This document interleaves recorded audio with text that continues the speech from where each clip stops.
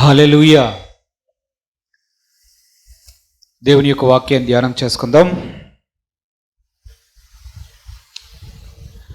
హెబ్రీలకు రాసినటువంటి పత్రిక 10వ అధ్యాయం.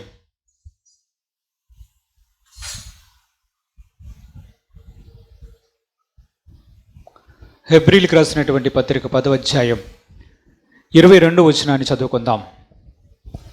మనస్సాక్షికి కల్మషము తోచుకుండునట్లు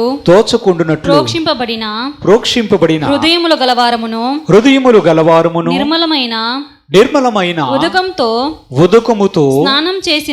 స్నానము చేసిన శరీరములు గలవారమునై ఉండి విశ్వాస విషయములో సంపూర్ణ నిశ్చయత కలిగి యథార్థమైన హృదయముతో మనము దేవుని సన్నిధానమునకు చేరుదాం. దేవుడు తన పరిశుద్ధ వాక్యము దీవించుగాక. ఆమేన్. ప్రార్థన చేద్దాం. స్తోత్రములు ప్రభువా, తండ్రి కుమార పరిశుద్ధాత్మ తండ్రి, మీ పాదములకు వందనాలు స్తుతులు స్తోత్రం చెల్లిస్తున్నాం తండ్రి. వాక్యమయ్యున్న దేవా, మీరు మాతో మాట్లాడమని వేడుకొంచున్నాను. మమ్మల్ని సరిచేయండి, మమ్మల్ని బాగు చేయండి. నీ వాక్య ప్రకారం జీవించే కృప మాలో ప్రతి ఒక్కరికి దయచేయమని, మీరు మాట్లాడమని, మీ సన్నిధి మా మధ్యలో ఉంచమని, ఆటంకపరిచే వాటినంటిని ప్రభువా మీ నామాన్ని బంధించమని యేసుక్రీస్తు పరిశుద్ధ నామమున అడిగి వేడుకొనుచున్నాము తండ్రి. ఆమేన్. హల్లెలూయా, హల్లెలూయా. దేవుని యొక్క వాక్యాన్ని మనం హెబ్రీలకు రాసినటువంటి పత్రిక 10వ అధ్యాయం 22వ వచనంలో చూసాం. దేవుడు అక్కడ కొన్ని విషయాల్ని మనకు తెలియజేస్తూ ఉన్నాడు. వాటిలో దేవుని సన్నిధికి రావడం గురించి ఆయన మాట్లాడుతూ ఉన్నాడు. దేవుని సన్నిధికి ఎలాగూ రావాలి, దేవుని సన్నిధిలో ఆయన నామమందు విశ్వాసం ఉంచిన వారు ఏ విధముగా ఉండాలి అనే దాని గురించి ఆ వచన భాగంలో మనం చూడవచ్చు. ప్రభు చెప్తున్నాడు, మనస్సాక్షికి కల్మషము తోచకుండునట్లుగా మీ హృదయాలని ప్రోక్షించబడాలి. అంటే యేసుక్రీస్తు యొక్క రక్తాన్ని మన హృదయం మీద ప్రోక్షించుకోవాలి. ప్రోక్షించుకోవడం అంటే ఎప్పటికప్పుడు హృదయం మీద యేసుక్రీస్తు యొక్క రక్తాన్ని, ప్రభువా నా హృదయాన్ని కడుగు అని ఆయన సన్నిధిలో ప్రార్థన చేస్తూ ఉండాలి అని చెప్పాడు. తర్వాత నిర్మలమైన ఉదకముతో స్నానము చేసి శరీరములు గలవారమై ఉండాలని చెప్తున్నాడు. నిర్మలమైన ఉదకం అంటే నీరు. వాక్యముతో ఎప్పటికప్పుడు మనము పవిత్రపరచుకుంటూ ఉండాలి అని చెప్తూ దేవుడు చెప్తున్నాడు, యథార్థమైన హృదయముతో ఆయన సన్నిధానమునకు చేరుదము అంటున్నాడు. దేవుడికి స్తోత్రం చెల్లించండి. హల్లెలూయా. ఈ అన్ని విషయాలు కూడా కావాలి దేవుని సన్నిధికి చేరాలి అంటే. ఎక్కడ దేవుని సన్నిధి? పరలోకంలో ఉండే దేవుడు మనం ఇక్కడ ప్రార్థన చేస్తే మన మధ్య ఉంటాడా ఉండడా? ఎక్కడ 2-3 కూడి ఆయన నామమున ప్రార్థన చేస్తారో వారి మధ్య నేను ఉంటానని చెప్పాడు. అవునా? దైవ సన్నిధి ఎక్కడ ఉన్నట్లు? ఎక్కడైతే 2-3 యేసుక్రీస్తు నామమున కూడి ఉంటారో వారి మధ్య దేవుని యొక్క సన్నిధి ఉంటుంది. పరలోకములో దైవ సన్నిధి ఉన్నది. ఆ దైవ సన్నిధికి మనం ఎత్తబడిన తర్వాత వెళ్తాం.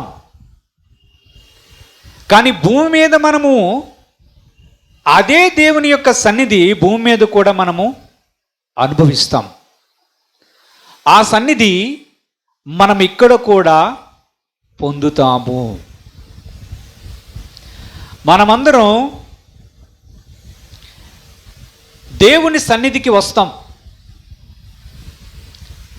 దేవుడు చెప్తున్నాడు, యథార్థమైన హృదయముతో ఆయన సన్నిధికి చేరాలంట. దేవుని సన్నిధికి వచ్చినటువంటి వ్యక్తులు ముందుగా చూసుకోవలసింది వారి హృదయాన్ని. దేవుడు చూసేది కూడా హృదయమే. యేసుక్రీస్తు దేవుని యొక్క వాక్యంలో రాయించింది ఏమిటి? నా కుమారుడా, నీ హృదయాన్ని నాకిమ్ము. ఆయన కోరుకున్నది ఏమిటి? హృదయమే కోరుకుంటున్నాడు. మనకి ఈ లోకంలో ఉన్నటువంటి మనమందరం పుట్టు క్రైస్తవులం కాదు కదా. కనుక యేసుక్రీస్తు దగ్గరికి రాకమునుపు మనకు కూడా భక్తి ఉన్నది. ఉన్నదా లేదా? భక్తి చేశారా లేదా? అయితే అక్కడ వేరే, ఈ దేవుడి దగ్గర వేరే. ఈయన అంటాడు, హృదయములో నీవు యథార్థత పెట్టుకోకుండా నా సన్నిధికి వస్తే ఆయన దాన్ని ఇష్టపడడు, అంగీకరించడు. ఆయన యొక్క మనస్సును మనం చూస్తే ఆ విషయం మనకు స్పష్టంగా అర్థమవుతుంది. ఒక్కసారి ఇంకొక వాక్య భాగాన్ని మనం చూస్తే ద్వితీయోపదేశకాండం 9వ అధ్యాయం 4-5 వచనాలు మనం చూసినట్లయితే, నీ దేవుడైన యెహోవా నీ ఎదుట నుండి వారిని తోలివేసిన తర్వాత నేను ఈ దేశమును స్వాధీనపరుచుకున్నట్లుగా యెహోవా నీ నీతిని బట్టి నన్ను ప్రవేశపెట్టనని అనుకొనవద్దు. ఈ జనముల చెడుతనముల బట్టి యెహోవా నీ ఎదుట నుండి వారిని వెళ్ళగొట్టుచున్నాడు. నీవు వారి దేశమునకు వచ్చి దాన్ని స్వాధీనపరచుకున్నట్టు నీ నీతి అయినను నీ హృదయ యథార్థత అయినను హేతువు కాదు. దేవుడికి స్తోత్రం. హల్లెలూయా, హల్లెలూయా. ఇశ్రాయేలు ప్రజలకు దేవుడు ఒక వాగ్దాన భూమిని ఇవ్వాలనుకున్నాడు కదా, ఇచ్చాడు. ఇచ్చిన తర్వాత చెప్తున్నాడు, జాగ్రత్తగా వినండి బాబు, మిమ్మల్ని మీ దేవుడైనటువంటి ప్రభు ఈ దేశానికి తీసుకొని వచ్చి ఈ దేశం ఇచ్చాడు. అయితే మీరు జాగ్రత్తగా ఒక మాట ఆలకించండి అని ప్రభు చెప్తున్నాడు వారితోని. మీ యొక్క నీతి వలన ఈ దేశాన్ని మీకు ఇవ్వలేదు. మీరేదో యథార్థమైన హృదయం గలవారు గనుక, మీకంటే యథార్థమైన హృదయం గలవారు ఈ ప్రపంచంలో ఎవరూ లేరని, నీకంటే నీతిమంతుడు ఇంకెవరూ లేరని, నీకంటే నీతిమంతుడు ఎవరూ లేరని నిన్ను తీసుకొని వచ్చి ఈ దేశంలో పెట్టలేదు, జాగ్రత్త అన్నాడు. ఎవరి ద్వారా చెప్పిస్తున్నాడు? మోషే అని తన సేవకుడు ద్వారా ఇశ్రాయేలు ప్రజలకు హెచ్చరిస్తున్నాడు దేవుడు. ఓ ఇశ్రాయేలు ప్రజలారా, నీకు పాలు తేనెలు ప్రవహించే దేశాన్ని దేవుడిచ్చాడు. ఆ దేశానికి వచ్చారు, బాగుంది. మీరు అనుకోవచ్చు, మేము చాలా నీతిమంతులం,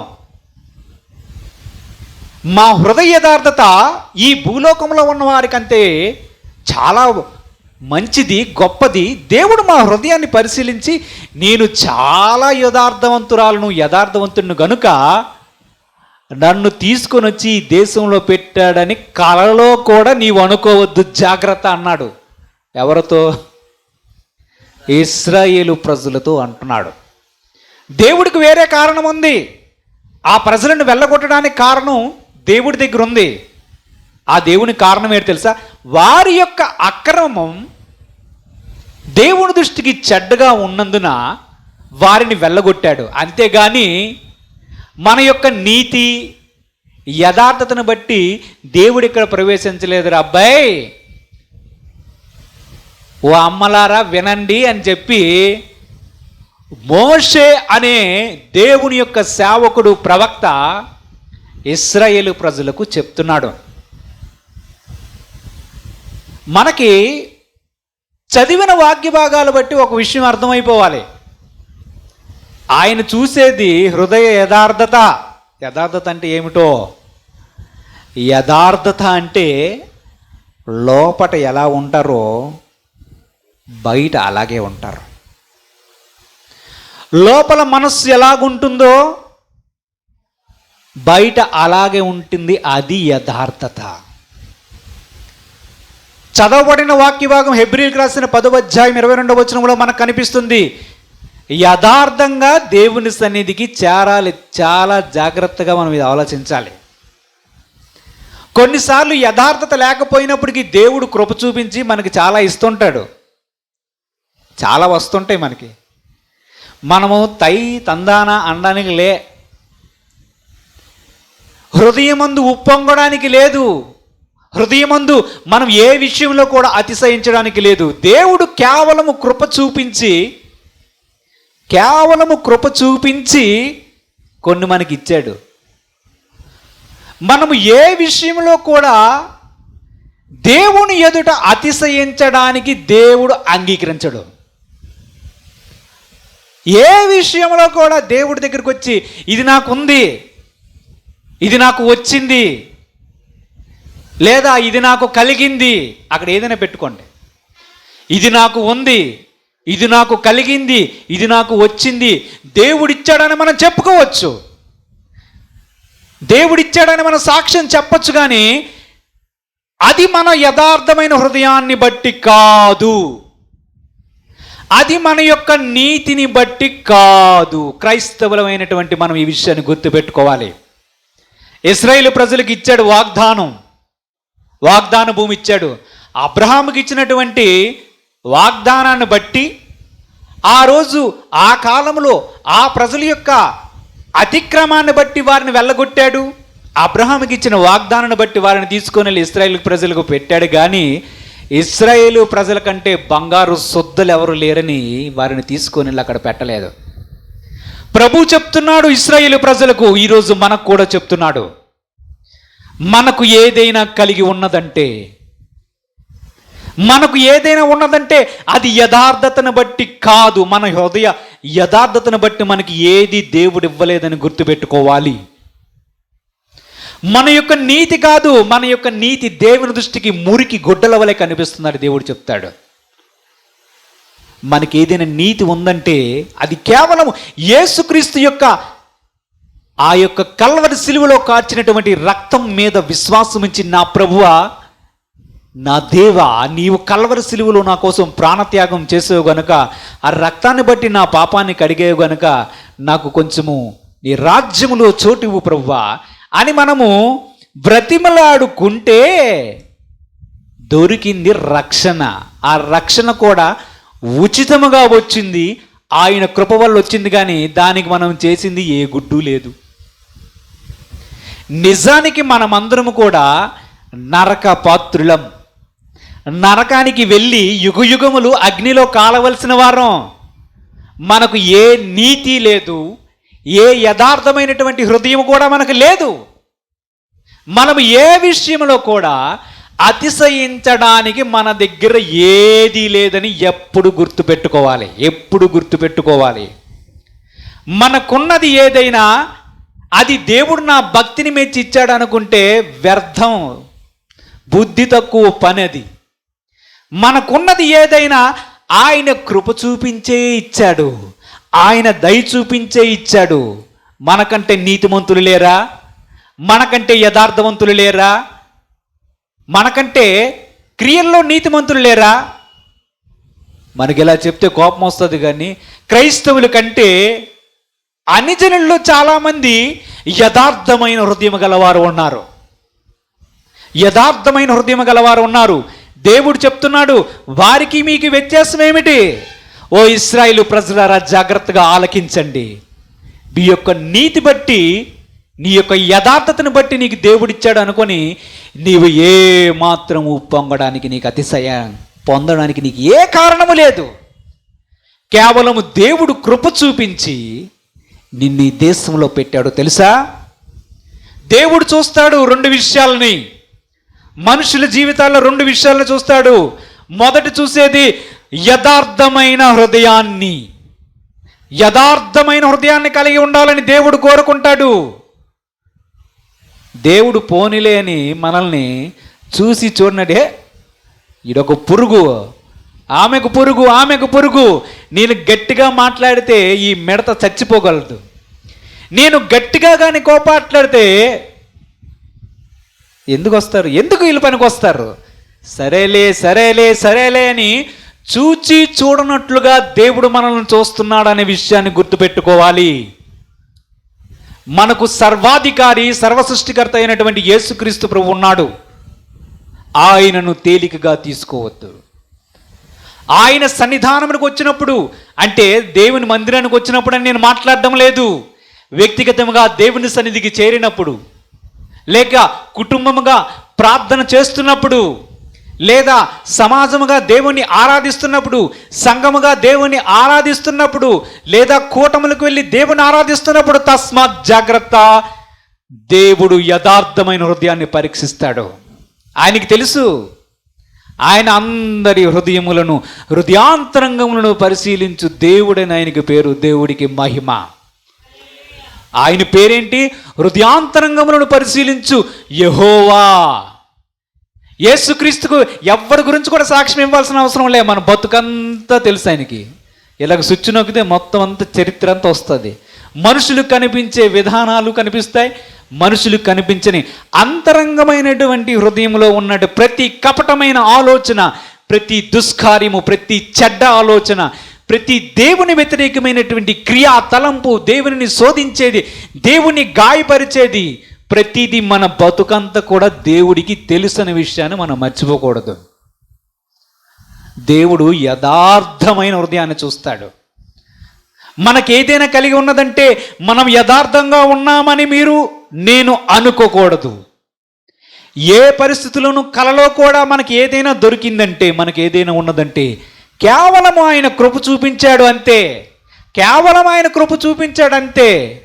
ఏ యోగ్యత లేదు, ఏ మంచితనము లేదు, స్వనీతి కార్యం సున్నా, మన కార్యాలు సున్నా. మన తలంపులన్నీ తీసి ఇక్కడ పెడితే మనకే వాంతి వస్తుంది. అంత దరిద్రగొట్టుమైనటువంటి ఆలోచనలు, తలంపులు, మన క్రియలు అన్నీ దేవుని దృష్టికి అసహ్యంగా కనిపిస్తాయి. దేవుని దృష్టికి అసహ్యంగా కనిపిస్తాయి. దేవుడు చెప్తున్నాడు, నీవు దేవుని సన్నిధికి వచ్చినప్పుడు యథార్థమైన హృదయంతో రా. అంటే మిగతా సమయం అంతా మన ఇష్టానుసారంగా ఉండడానికిలే, మన ఇష్టానుసారంగా ఉండడానికి లేదు. మనకి పాత భక్తి, పాత జీవితం మనకు బాగా ముద్ర పడిపోయి ఉంటుంది. పాత భక్తి, పాత ముద్ర. అదేంటంటే ఏ గుడికైనా వెళ్ళు, ఏ మందిరానికైనా వెళ్ళు, మన హృదయంలో ఎలాగున్నా పర్వాలేదు, దేవుడు హుండీలో కానుకలు, బంగారాన్ని సమర్పిస్తే, ఏదైనా మొక్కుబడి చేస్తే, ఏదైనా వ్రతాన్ని చేస్తే దేవుడు అంగీకరిస్తారు అనుకుంటారు. అక్కడ జరుగుతుందేమో కానీ ఇక్కడ జరగదు. అది ఇక్కడ ఆయన అంగీకరించడు. యథార్థమైన హృదయం గలవారై ఆయన సన్నిధికి చేరాలని దేవుడు చెప్తున్నాడు. యథార్థమైన హృదయం లేని వారికి దేవుడు శిక్ష విధించడం ఆలస్యమైతే ఏమనుకుంటారంటే అంత బాగుందిగా అనుకుంటారు. దేవుడి యొక్క మనస్సును మనము దేవుని యొక్క వాక్యంలో చూద్దాం. చూడండి, ఆదికాండము 20వ అధ్యాయం 1 నుంచి కొన్ని వచనాలు మనం చదువుకుంటూ వెళ్తే దేవుడు అక్కడ చెప్తాడు. ఆదికాండం అక్కడ నుండి అబ్రహాము దక్షిణ దేశమునకు తరలిపోయి కాదేశునకు షూరుకును మధ్యప్రదేశములో నివసించి గెరారులో కొన్నాళ్ళు ఉండెను. అప్పుడు అబ్రహాము తన భార్య అయిన సారాను గురించి ఈమె నా చెల్లెలని చెప్పెను. గనుక గెరారు గెరారు రాజైన అబీమెలెకు సారాను పిలిపించి సారాయిని పిలిపించి తన ఇంట చేర్చుకొనెను. అయినను రాత్రి వేళ దేవుడు స్వప్నమందు అబీమెలెకు నొద్దకు వచ్చి నీవు నీ ఇంట చేర్చుకొనిన స్త్రీ ఒక పురుషునికి భార్య గనుక ఆమె నిమిత్తము నీవు చచ్చినవాడు సుమి అని చెప్పెను. అయితే అబీమెలెకు ఆమెతో పోలేదు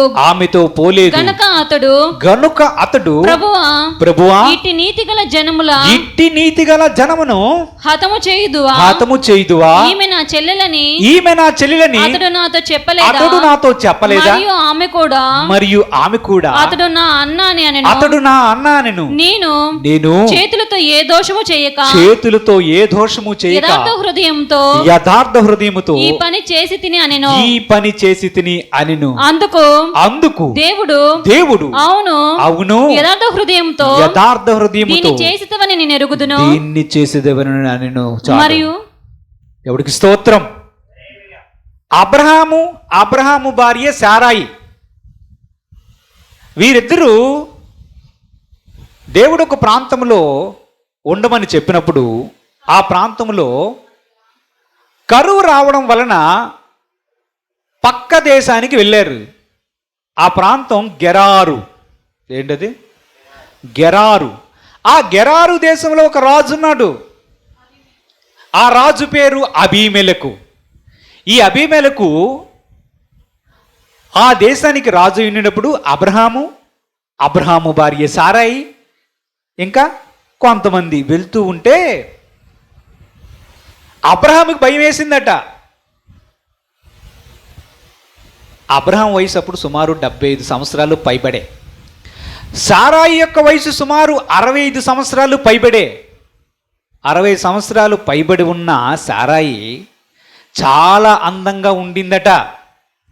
అనుకున్నాడంట అబ్రహాము, ఒకవేళ నేను ఇక్కడ తిరిగితే ఈ దేశ ప్రజలకు దేవుని భయం లేదేమో, నా భార్యను బట్టి నన్ను చంపుతారు. కాబట్టి అబ్రహాము శారాయితో మాట్లాడుతున్నాడు, ఎవరైనా నిన్ను అడిగితే ఆయన నీకేమవుతాడంటే మా అన్నయ్య అవుతాడని చెప్పన్నాడంట. సారాయి కూడా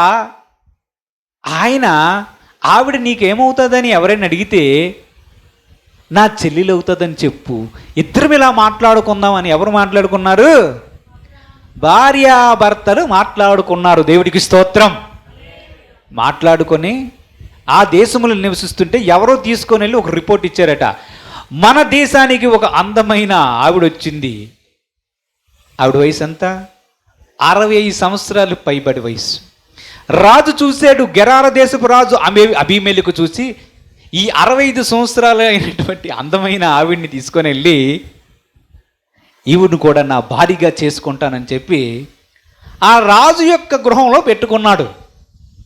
పెట్టుకుంటే అబ్రహాం గారు ఏమనుకున్నారో అదే జరిగింది నా జీవితానికి అనుకున్నాడేమో. ఆ రోజు రాత్రి దేవుడైనటువంటి ప్రభు అబీమెలెకు అనే ఆ రాజు యొక్క కలలో ప్రత్యక్షమై ఒక మాట చెప్తున్నాడు. చూసావా, నువ్వు ఒక స్త్రీని పట్టుకుని వచ్చావే, ఆమె ఒక పురుషునికి భార్య.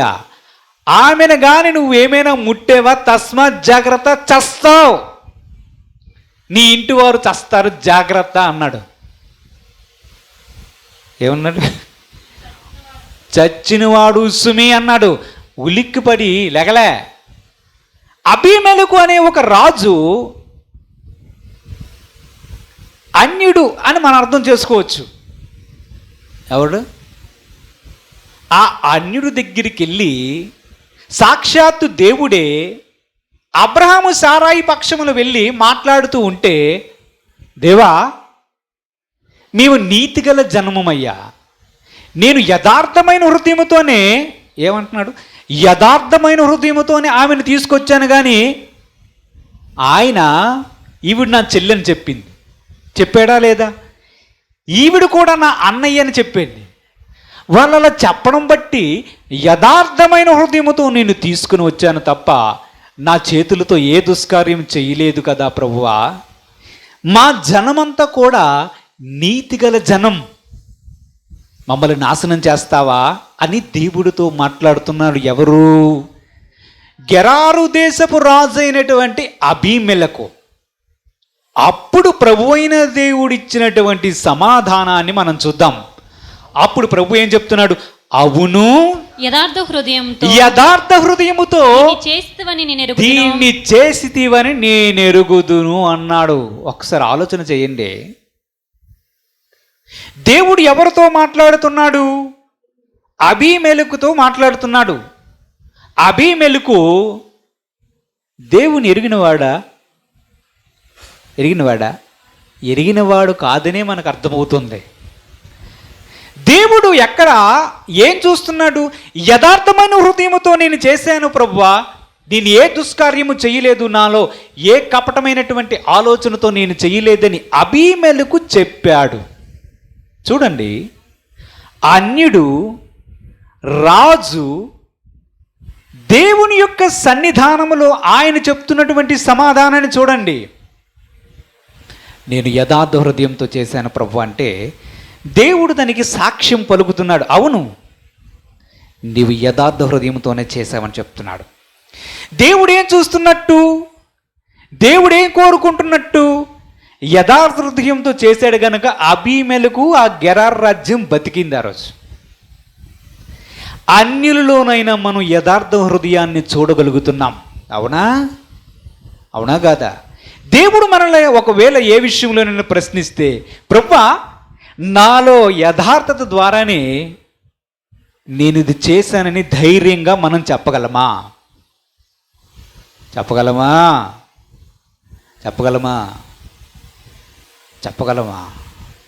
దేవా నేను యథార్థమైన హృదయంతోనే దీన్ని చేశాను, నా ఆలోచన ఎక్కడ కూడా కపటం లేదు, నేను దేన్ని కూడా దాచిపెట్టి దీన్ని చేయడం లేదు అని మనమైతే చెప్పగలమా? దేవుని సన్నిధికి అబీమెలెకు వెళ్ళలేదు, అబీమెలెకు దగ్గరికే దేవుడు వచ్చాడు. దేవుడితో డైరెక్ట్గా మాట్లాడుతున్నాడు అబీమెలెకు అనే ఒక రాజు. ఆ రాజుకి ఎన్ని గుండెలు ఉండాలి? ఆ రాజుకి ఎంత ధైర్యం ఉండాలి? మనం గుర్తుపెట్టుకోవలసిన విషయం ఒకటే, మనలో యథార్థత ఉంటే దేవుని సన్నిధికి ధైర్యంగా నిలబడగలుగుతాం. మనలో యథార్థత లేకపోతే, మనలో పాపము కపటము దేవునికి అసహ్యమైన ప్రతి విధమైనది హృదయంలో ఉంచుకుంటే దేవుని సన్నిధానంలో మనం నిలబడలేము. ఆదాము గారు ఏం చేశారు? దేవుడు తోట చెట్లలో సంచరిస్తున్నప్పుడు ఎక్కడికి పరిగెట్టాడు? చెట్ల మధ్యకు పరిగెట్టి దాక్కున్నాడు. ఆదామా ఎక్కడున్నావంటే, నీ వచ్చావని నేను భయపడి ఈ చెట్ల చాట్లు దాక్కున్నాను ప్రభువా అన్నాడు. యథార్థమైన హృదయం ఉందా? ఒకవేళ దేవుడు వస్తే నేను జరిగిన విషయాన్ని ఉన్నదున్నట్లుగా చెప్తాను. ప్రభువా నువ్వు తినవద్దని ఏవైతే చెట్ల ఫలములను చెప్పావో వాటిని నేను తిన్నాను, నా భార్య నాకు ఇచ్చింది, నేను వాటిని తిన్నానని ప్రభువైన దేవుడు ఆదాము అవ్వల ముందుకు రాకమునిపే వారు మాట్లాడి ఉండాల్సిందే. కానీ అతడు దాగుకునే పరిస్థితి ఎందుకు ఏర్పడిందంటే, ఒకటి మన హృదయాన్ని పరిశీలన చేయాలి.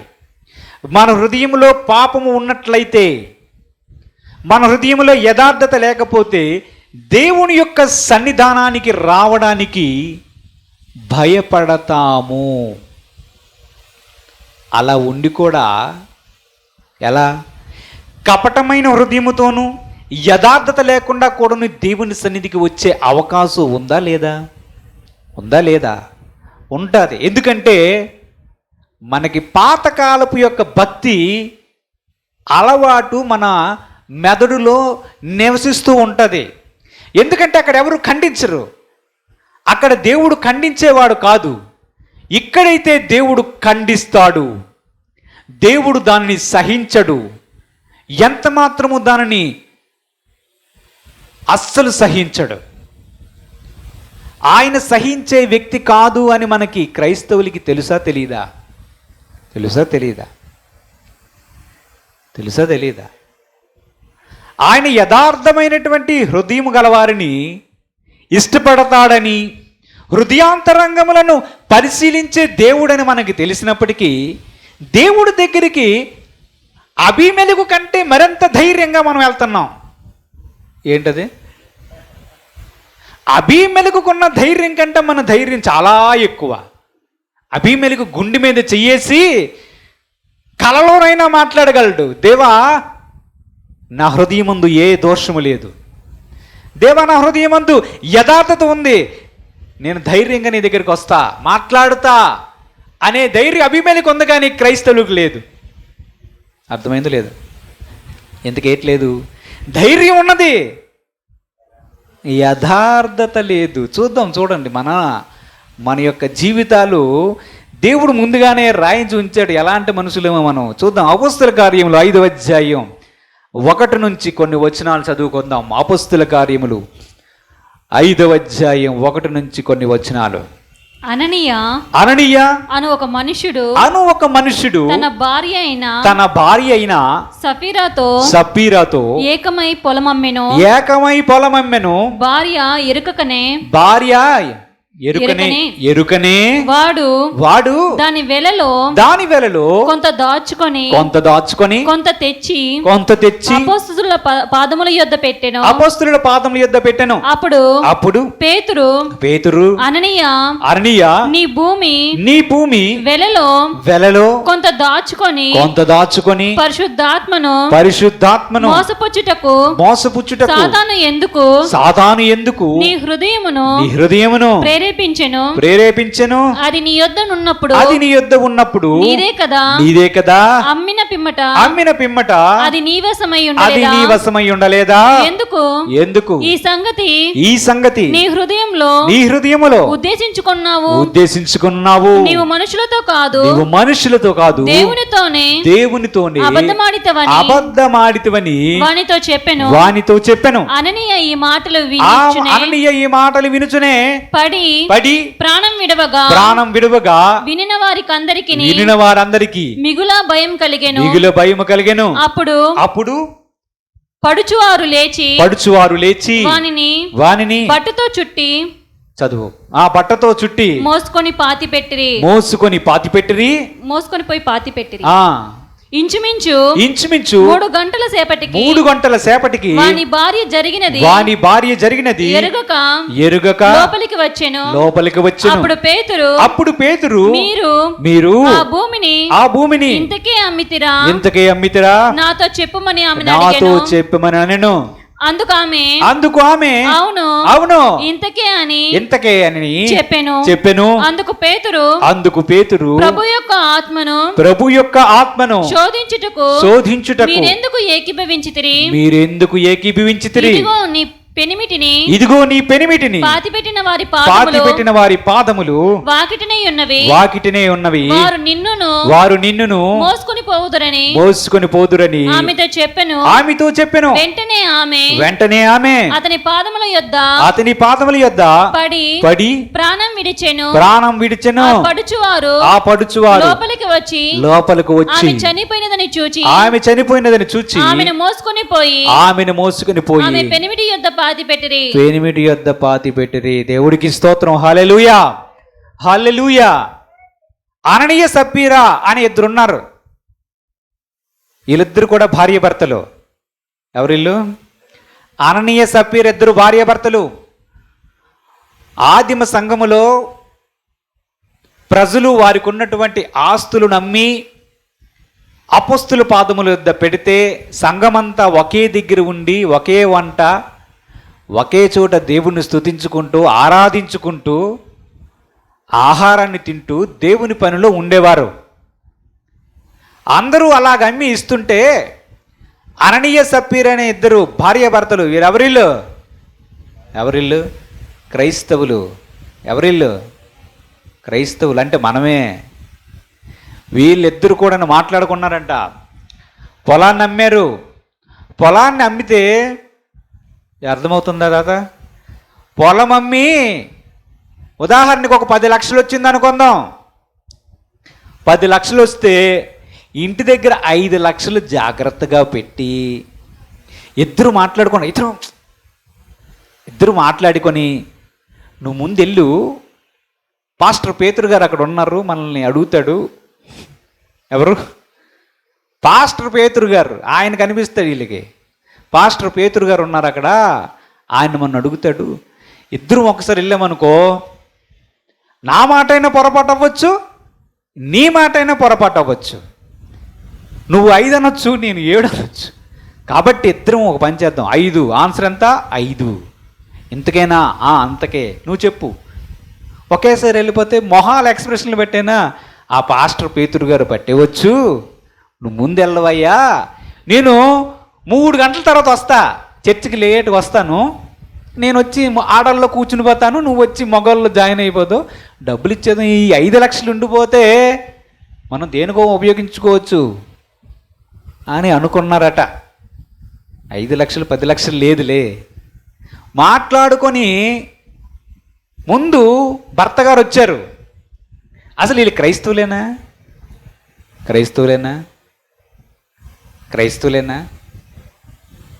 క్రైస్తవులు అయ్యి దేవుని సన్నిధానానికి వెళ్తున్నానన్నటువంటి కించిత్ ఆలోచన ఉందా?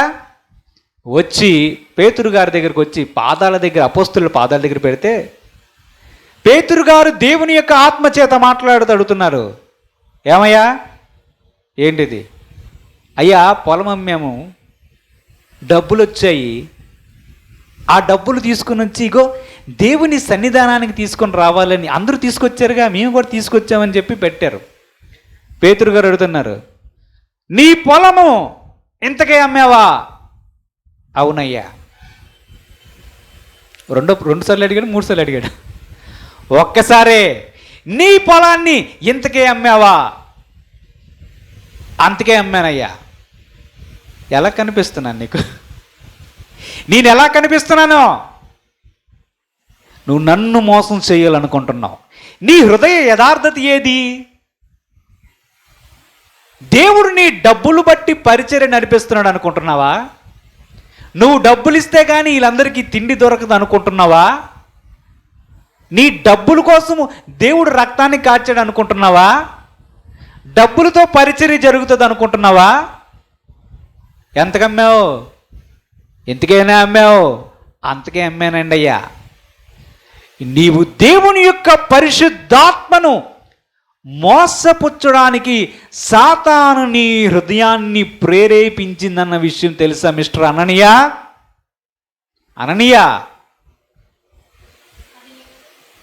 ఆ మాట చెప్పగానే అననీయ అనే వ్యక్తి అక్కడే నిలబడి అలాగ పడి చచ్చిపోయాడు. ఎందుకు అననీయ చచ్చిపోవడానికి కారణం డబ్బులు ఇవ్వకపోవడమా? చెప్పాలి. అననీయ చచ్చిపోవడానికి కారణం డబ్బులు ఇవ్వకపోవడమా? ఆ డబ్బులు ఎవరివి? పేతురు గారువా? సంఘస్థలమా? డబ్బులు ఇవ్వనందుకు దేవుడు అననీయని చంపేశాడా?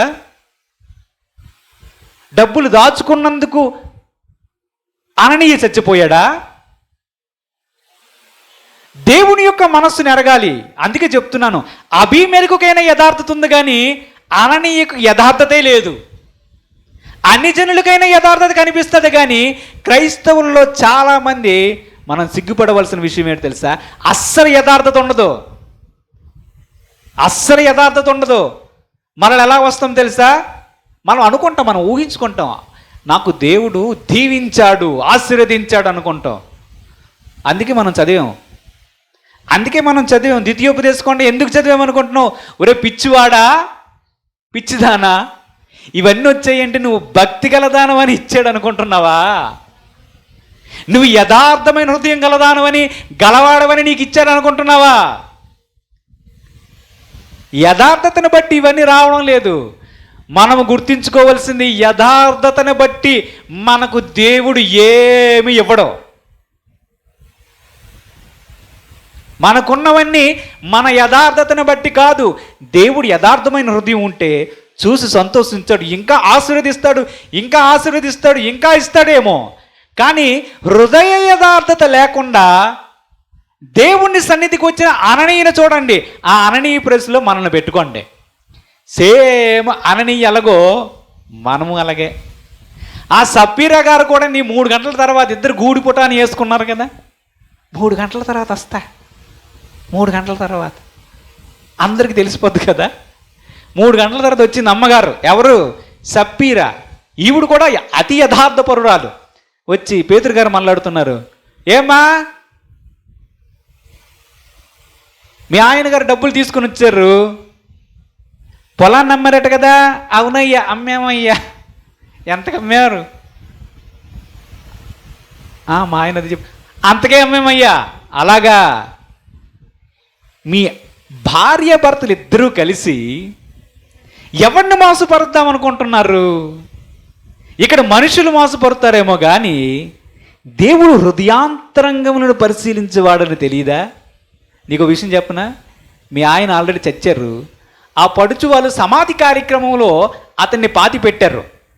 ఇగో నువ్వు కూడా ఇప్పుడే చస్తావు. ఆ మాట చెప్పగానే ఆమె అక్కడే పడి చచ్చిపోయింది. మళ్ళా అదే పడుచువారు శ్మశానానికి వెళ్ళారుగా, డ్రెస్సులు కూడా మార్చలే, రెడీగా ఉన్నారు. ఈవిడ ఏం చెప్తుందో చూద్దామని చెప్పి ఆవిని తీసుకొని వెళ్ళి అదే సమాధిలో పాతి పెట్టారంట. ఇంతకీ దేవుడు డబ్బుల కోసం చంపాడంటారా? అననీయ సప్పీరులు ఎందుకు చచ్చిపోయారు? క్రైస్తవులైనటువంటి అననీయ సప్పీరులు ఎందుకు చచ్చిపోయారు? డబ్బుల కోసమా? డబ్బులా? అననీయ సప్పీరు వచ్చి ఇద్దరు కలిసి వచ్చి, పేతురు గారు, అయ్యా అపోస్తులారా, మాకు కొంచెం అప్పు ఉంది, లేదా మాకు కొంచెం అవసరత ఉంది, మేమేదో కొంచెం ఉంచుకోవాలనుకుంటున్నాం, మిగిలిన డబ్బు దేవునికి ఇస్తున్నామని అంటే, దేవుడు మిమ్మల్ని దీవించునుగాక అని చెప్పుండేవాడు. ఎవరు? దైవజనుడు చెప్పుండేవాడు. దేవుడు డబ్బులు కోరుకోడు. దేవుడు డబ్బులు కోరుకోడు. దేవుడు కోరుకునేది ఒకటే, నా కుమారుడా నీ హృదయాన్ని నాకు ఇంపు, నా కుమార్తె నీ హృదయాన్ని నాకు ఇంపు. అందుకని పిచ్చగా దానిలో కపటాన్ని అసహ్యమైనవన్నిటిని ఉంచుకొని ఇదిగో నా హృదయం అర్పిస్తున్నానని పాడితే థూ పక్కపా అంటాడు. మనకు తేలిగ్గా ఉంది కానీ మన యొక్క క్రైస్తవులమైనటువంటి మనము అననీయ సప్పీరు లాంటి వాళ్ళం. మనకి యథార్థత లేకపోయినా అభిమలకు కంట యథార్థమైన హృదయం గలవారిలాగా ప్రభువు దగ్గరకు వచ్చి, సమర్పింతునయ్యా నా జీవితం, ఇలాంటి పాటలు పాడడానికైనా దేవుడు ముందు సమర్పించడానికైనా ఎగేసి ఎగరుకుంటూ వస్తాం. అననీయ సప్పీరుకు జరిగినటువంటి శిక్ష లాంటిది కానీ మనకి జరిగితే 100 మంది ఉన్న వాళ్ళు మరుసటి వారానికి 50, ఆ మరుసటి వారానికి 25, ఆ మరుసటి వారికి పాస్టర్ ఒకరే మిగులుతారు. దేవుడికి స్తోత్రం. దేవుడు శిక్షను ఆలస్యం చేస్తున్నాడే. పురుగు వంటి యాకోబు, పురుగు వంటి వ్యక్తులు వీరు.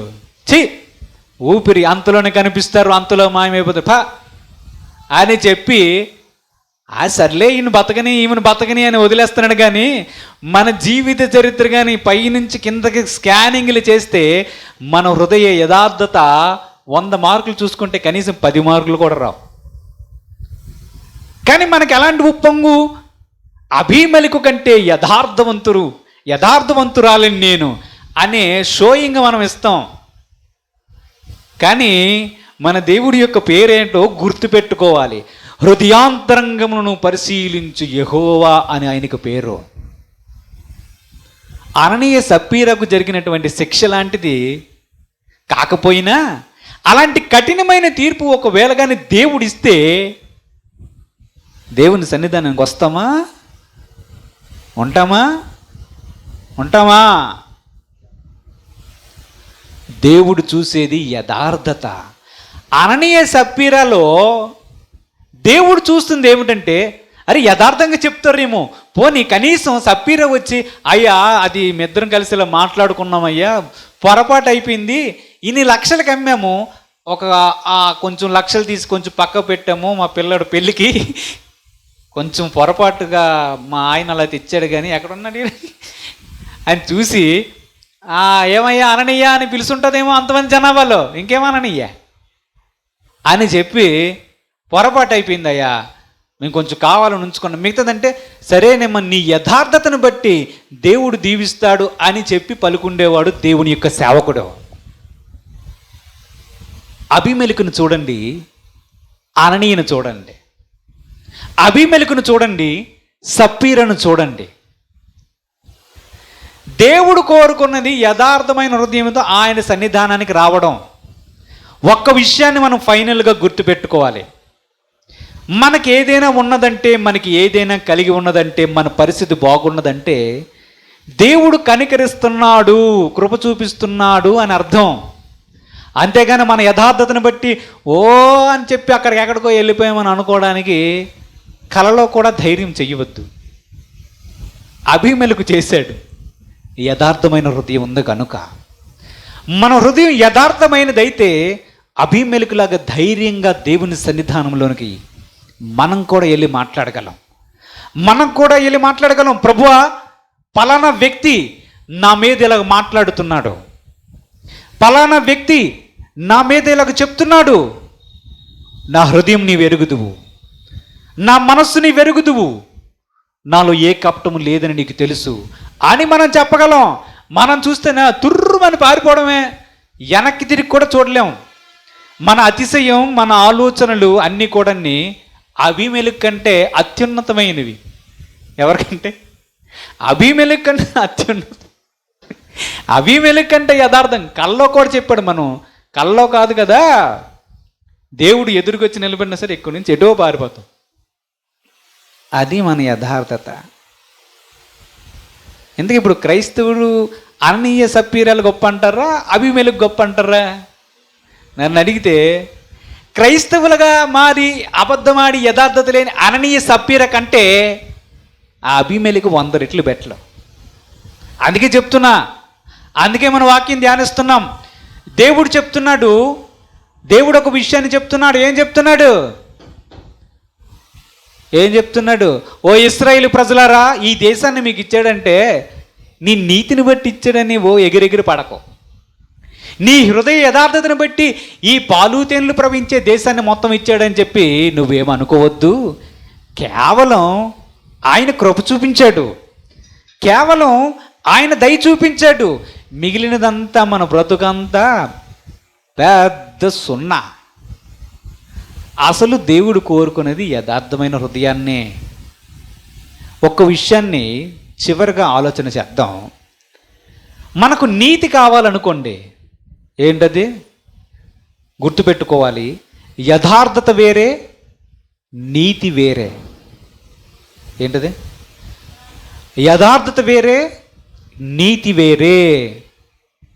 యథార్థత అంటే లోపట మనం ఎలా ఉంటామో బయట అలాగే ఉంటాం. మనం చేస్తున్నటువంటి పనుల్లో కానీ, క్రియల్లో కానీ, ఆలోచనలో కానీ దేనిలో కూడా కపటం ఉండదు. మనసులో ఒకటి దాచుకొని చేసే పని ఏమాత్రమూ కనిపించదు. ఏదైతే మనసులో ఉంటుందో అదే బయటకు కనిపిస్తుంది.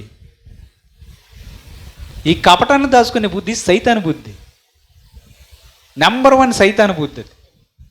ఆడొచ్చాడుగా ఏదైనా తోటలో, ఇది నిజమా మొదలుపెట్టాడు. ఆడి ఉద్దేశం ఏంటి? ఈవిడిని ఎలాగైనా సరే మాటల్లో బోల్తా కొట్టించాలి. ఎవరిని? ఆవిడ్ని, అవ్వగారిని. అది కపటమైన బుద్ధి, యుక్తిగల బుద్ధి, యథార్థత లేని బుద్ధి. ఆ బుద్ధి సైతాను బుద్ధి. దేవుడు నీతి గురించి, యథార్థత గురించి దేవుని యొక్క వాక్యంలో రాయించాడు. నీతి ఎప్పుడు కూడా మన క్రియల వల్ల రాదు. నీతిమంతులకి దేవుని రాజ్యానికి సంబంధం ఉంది. నీతి ఉంటేనే, నీతిమంతులు అయితేనే దేవుని రాజ్యానికి ప్రవేశిస్తారు. ఈ నీతి మనం చేసే క్రియల వల్ల రాదు. ఈ నీతి కేవలం యేసుక్రీస్తులో మనం విశ్వాసం ఉంచడం ద్వారా మాత్రమే మనకు విశ్వాసం వల్లనే నీతి కలుగుతుంది. ఆ విధంగా నీతిమంతులం అవుతాం.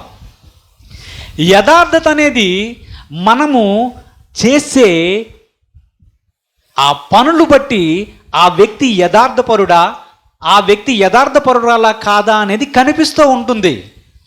యథార్థత అనేది మనము చేయవలసినది. ఏంటది? నీతి దేవుడిస్తాడు. యథార్థక ప్రవర్తన అనేది మనము చెయ్యాలి. ప్రవర్తన మీద ఆధారపడి ఉంటుంది యథార్థత. ఆ యథార్థత దేవుడిచ్చేది కాదు. ఒకవేళ దేవుడిచ్చేది యథార్థత అయితే దానికి కూడా ప్రభు వేరే విధంగా చెప్పుండేవాడు. దేవుని యొక్క వాక్యాన్ని చివరిగా చూద్దాం. చూడండి, ప్రసంగి గ్రంథం 7వ అధ్యాయం 29వ వచనాన్ని ఒక్కసారి చదువుకుందాం. ఇది ఒకటి మాత్రము నేను కనుగొంటిని ఏమనగా దేవుడు నరులను యథార్థవంతులుగా పుట్టించెను గాని వారు వివిధమైన తంత్రములు కల్పించుకొని ఉన్నారు. ఏమంటున్నాడు దేవుడు? మన హృదయం అంట పుట్టినప్పుడు అందరికీ యథార్థమైన హృదయమే ఉంది.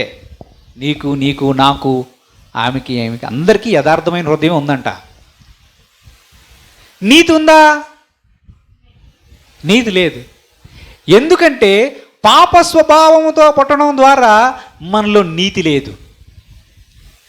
దేవుడు చెప్తున్నాడు, ఈ హృదయము యథార్థముగా ఉంటే దీన్ని చెరుపుకున్నది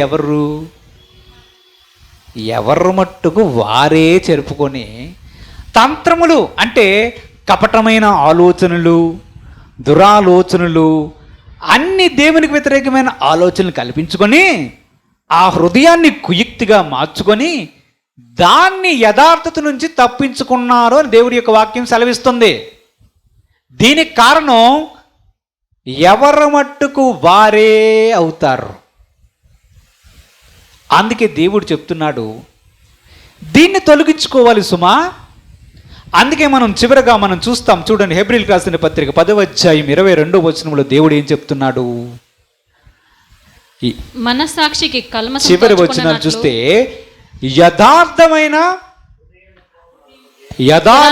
హృదయముతో మనము దేవుని సన్నిధానానికి చేరుదాం అంటున్నాడు. ఏం హృదయం కావాలి? యథార్థమైన హృదయం కావాలి. ఎవరిలాగా? అరణీయ సప్పీర లాంటి యథార్థమైన హృదయం కాదు. అభిమెలకు అన్యుడైనప్పటికీ యథార్థమైన హృదయం ఉందే, అలాంటి యథార్థమైన హృదయం కావాలి. మనం దేవుని సన్నిధానానికి వచ్చినప్పుడు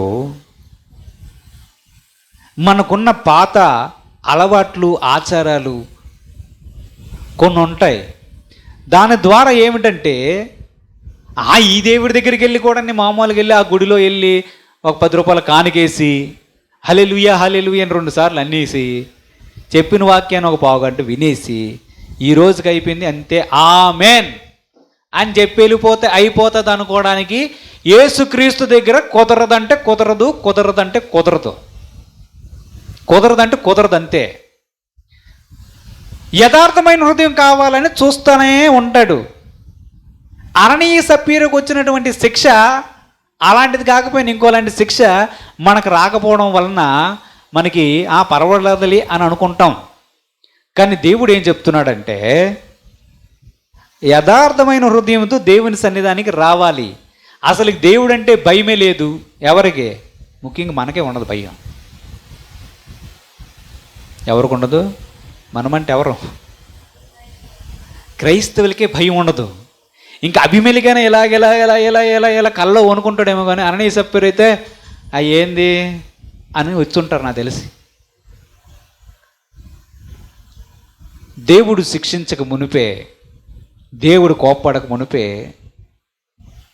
మనల్ని మనం కరెక్ట్ చేసుకుంటే, పరిశీలన చేసుకుంటే, యథార్థమైన హృదయాన్ని కలిగి ఉంటే ఇప్పుడున్న వాటికంటే యథార్థమైనటువంటి హృదయం గలవారిని ఇంకా ఇంకా ఇంకా ఇంకా ఆశీర్వదిస్తాడు.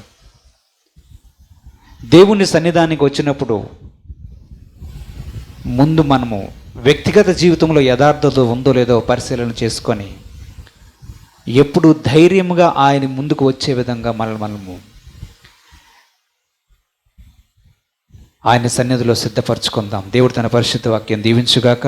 ఆమేన్. ప్రార్థన చేసుకుందాం. స్తోత్రముల ప్రభువా, తండ్రి కుమార పరిశుద్ధ ఆత్మ తండ్రి, మీ పాదములకు వందనాలు స్తుతులు స్తోత్రం చెల్లిస్తున్నాం. దేవా, నీవు యథార్థమైనటువంటి హృదయాన్ని మాలో వెతుకుచున్నావు ప్రభువా. యథార్థమైన హృదయముగాను ప్రభువా మీరు మమ్మల్ని సృష్టించారు. అయితే మేము తంత్రములను కల్పించుకొని మా హృదయం యథార్థతను ప్రభువా తండ్రి తొలగిపోయాం ప్రభువా. పరిశుద్ధుడైన తండ్రి, హృదయ యథార్థతను కోరుకున్న దేవా, అభిమెలకు గెరారు రాజైన అభిమెలకు ప్రభువా నీ యొద్ద కలలో కూడా ధైర్యంగా రాగలిగాడు ప్రభువా. అవును, నీ యథార్థమైన హృదయం చెప్పునే నీవు దీన్ని చేస్తావని నేను ఎరుగుదనని నీవే సెలవిచ్చావు ప్రభువా. క్రైస్తవులైనటువంటి అననీయ సప్పీరాలు ప్రభువా, వారు విశ్వాసంలో ఉంటూ నిన్ను వెంబడిస్తూ కూడా యథార్థత లేకపోవడం వల్ల ప్రభువా తండ్రి గొప్ప శిక్ష వారి మీదకి వస్తున్నట్లుగా చూస్తున్నాం. పరిశుద్ధుడైన తండ్రి, మేము సంఘముగా వ్యక్తిగతంగా ప్రభువా తండ్రి నీ సన్నిధికి మేము వచ్చు ప్రతి క్షణము ప్రభువా, మా జీవితంలో ప్రతి క్షణము మా హృదయము యథార్థతో ఉండేట్లుగా మేము చూచుకున్నట్లుగా మాకు సహాయం దయచేయమని, నేడి వాక్యాన్ని మా హృదయం ముందు ఫలింపజేయమని మా ప్రభువును రక్షకుడైన యేసుక్రీస్తు పరిశుద్ధ నామమున అడిగి వేడుకొనుచున్నాము తండ్రి. ఆమేన్. హల్లెలూయా.